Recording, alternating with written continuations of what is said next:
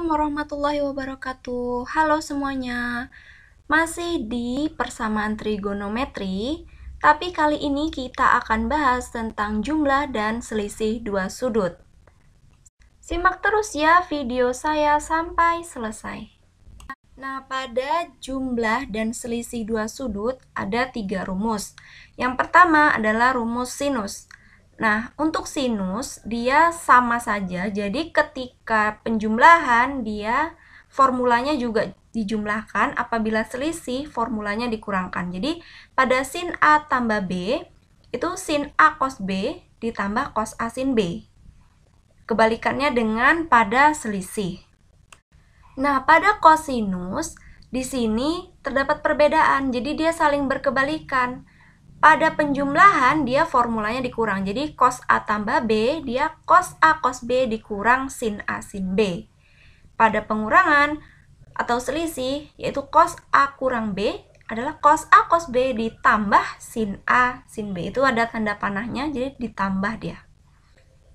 Nah, untuk rumus yang ketiga yaitu tangen, ini terdapat sedikit perbedaan karena dia menggunakan pecahan.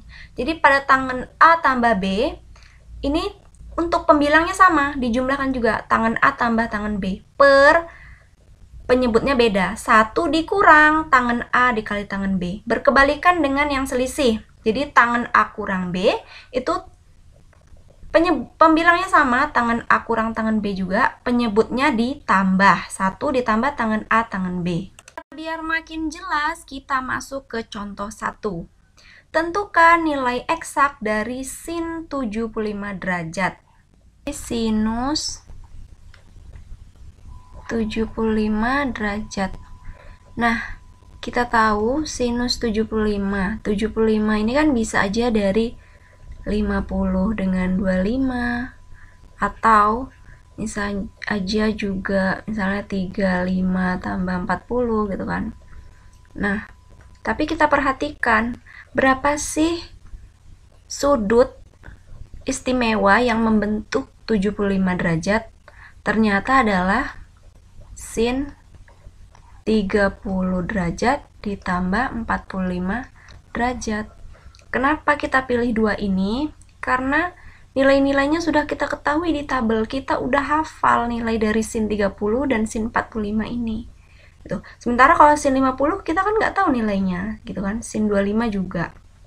Makanya kita pilih sin 30 dan 45. Nah, misalnya kalau sin 15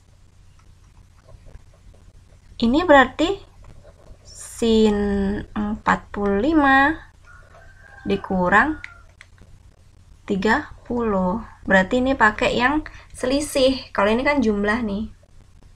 Yang ini jumlah ya. Oke, kita lanjut. Rumus jumlah berarti sin 30 dikali, kalau jumlah berarti sin cos ya, dikali cos 45 derajat ditambah kebalikannya cos 30 dikali sin 45 derajat. Nah, ini kita nilainya udah tahu berdasarkan tabel. Dan kita udah hafal lah ya, setengah sin 30. Sin 45 setengah akar 2 ditambah cos 30 setengah akar 3 dikali sin 45 itu sama ya dengan cos 45. Jadi setengah akar 2. Makanya setengah dikali setengah, kalau perkalian pecahan itu pembilang dikali pembilang dan penyebut dikali penyebut, maka 1/4. Terus akarnya digimanain? Ya udah ditaruh aja 1/4 akar 2. Ditambah ini juga pembilang dikali pembilang dan penyebut dikali penyebut. Ditambah 1/4. Nah, akarnya saling dikalikan. Makanya jadi setengah akar 1/4 akar 6.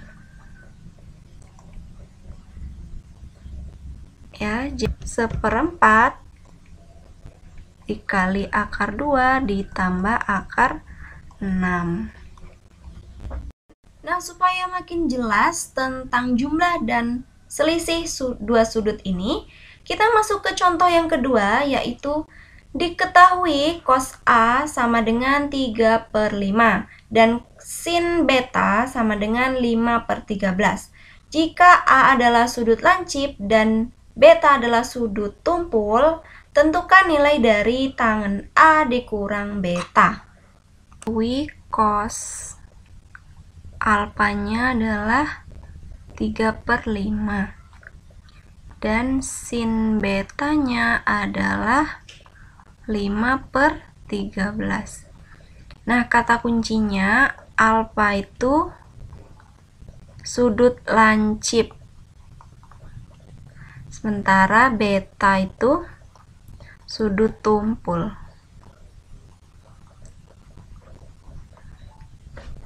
Ya. Nah, kalau lancip berarti dia kecil dari 90 derajat. Kalau tumpul berarti besar dari 90 derajat, tapi tidak boleh lebih dari 180. Jadi kalau di kuadran itu alfa itu berada di kuadran pertama karena dia lancip kan. Ini kan batasnya 90 derajat. Yang ini berarti betanya di kuadran 2. Oke. Nah, tahu cosnya tadi, cos alfa 3/5. Cos itu kan samping per miring. Jadi kalau ada sebuah segitiga, misalnya alfanya ini ya, sampingnya berarti di sini 3, miringnya 5. Nah, ini nggak diketahui, depannya belum diketahui. Jadi kita coba cari sisi depannya ya, dengan Pitagoras. Berarti akar dari sampingnya, sisi miringnya adalah 5, berarti sisi miring kan dikuadratin dikurang sisi lainnya, berarti sisi lainnya adalah 3. 3/2, berarti akar 25 dikurang 9, akar 16 yaitu 4. Berarti nilai dari ini adalah 4 ya. Oke, kita ke beta. Katanya sin beta itu 5/13. Sin itu apa? Sin itu kan depan per miring ya. Ini untuk alfa, ini untuk beta ya. Berarti kalau di sebuah segitiga, ini beta, depannya mana? Depannya 5, karena ini 5 ya. Depan per miring, miringnya 13. Nah, yang ini belum diketahui. Kita anggap Y. Maka Y dengan Pitagoras juga, sisi miringnya 13 kuadrat dikurang 5 kuadrat. 13 dikuadratkan 169 dikurang 25. 144 sama dengan 12.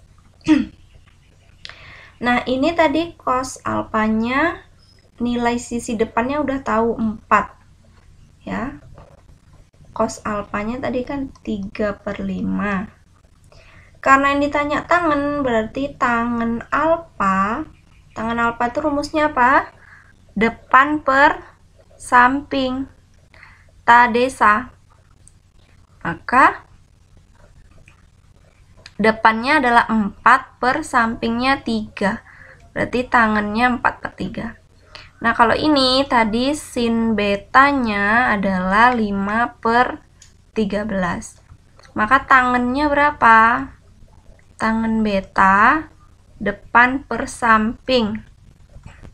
Depannya 5, sampingnya Y tadi, Y-nya adalah 12. Maka 5/12. Masuk ke rumus tangennya. Jadi tangen alfa dikurang beta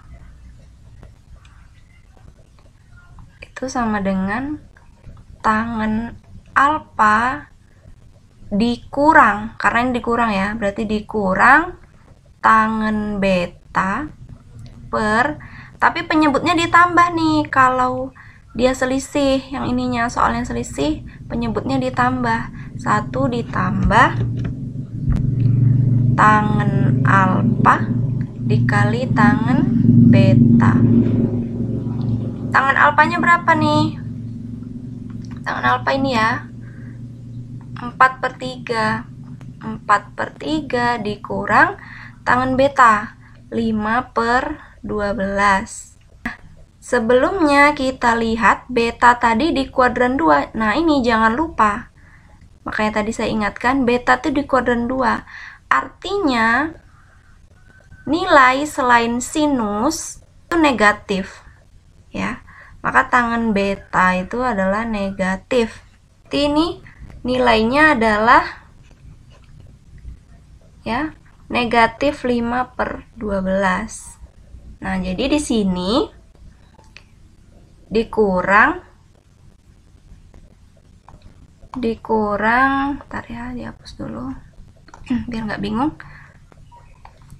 Dikurang min 5/12. Ingat, tadi betanya tuh di kuadran 2. Jadi, kalau sinus dia positif, kalau tangen, kotangen, dan yang lainnya itu negatif kalau dia di kuadran 2. Per 1 ditambah 4/3 dikali min 5/12. Sama dengan, ini kita samakan penyebutnya ya, yang ini per 12. 3 dikali berapa sih sama dengan 12? 3 dikali 4, maka pembilangnya juga harus kita kali 4. Jadi 4 dikali 4, 16, dikurang negatif, berarti ditambah 5. Oke, per 1 ditambah, ini dikali biasa, jadi pembilang dikali pembilang, penyebut dikali penyebut. Begitu ya kalau perkalian pecahan, berarti ditambah 4 dikali min 5, min 20/36. Sama dengan 16 ditambah 5, 21/12 per, nah ini 1 dikurang 20/36. Ini kita samakan lagi penyebutnya. Kita samakan penyebutnya, jadi ini 21/12. Yang ini 1 itu kan 36/36 ya. Jadi 36/36 dikurang 20/36. Sama dengan 21/12 per 16/36. Sama dengan 21/12 dikali 36/16.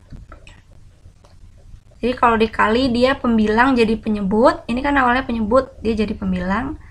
Pembilangnya jadi penyebut. Nah, ini kita sederhanakan. 36 dibagi 12 itu 3. Maka 21 dikali 3, 63/16. Demikianlah penjelasan dari saya tentang materi jumlah dan selisih dua sudut. Semoga videonya bermanfaat. Jangan lupa like, comment, and subscribe channel YouTube saya. Bye, see you on my next video. Assalamualaikum warahmatullahi wabarakatuh.